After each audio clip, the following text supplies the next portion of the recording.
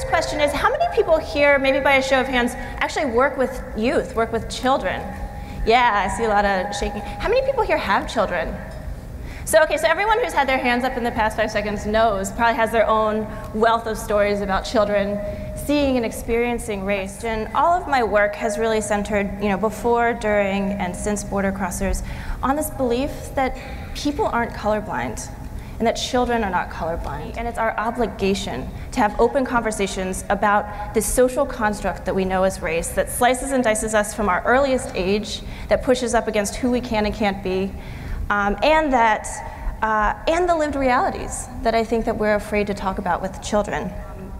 And when adults tell me that they can't talk about race with young children, they often cite things like, it'll create racialized thinking, or it'll spoil their innocence. And I was like, oh, okay, so you don't talk to kids about fire? Because there you're talking to a kid about, when you practice a fire drill, you're talking about a child's mortality. And it's like, okay, and another thing I hear is that, oh, it's too complex, I don't have the language. I was like, oh, so you're not teaching math either? I don't understand math, this language that explains the universe that we live in and all this stuff, but I still think kids need to learn how to count. So I'm actually, so maybe I'm twisting your question a little bit, which isn't what's the most honest and open things I've heard children say, but actually what I hear adults say. But I also don't want to make light of that, because they are really true questions that get at the heart of all of us. And so what I've found in my work at Border Crossers and all my work before and my work since is that when kids ask us about race, adults don't talk about it. Adults aren't afraid of it, not because we don't think it's possible, not because we think it's bad, but because we're afraid.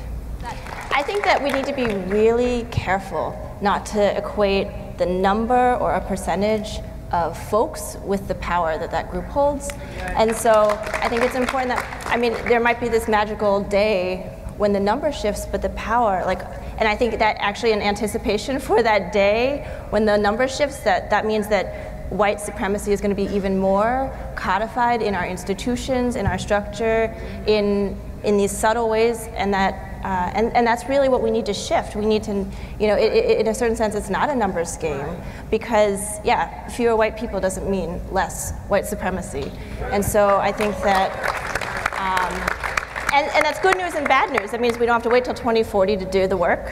And that means that, that means we actually could have a multiracial, racially equitable country today, even with a quote-unquote white majority. But it just takes that type of work.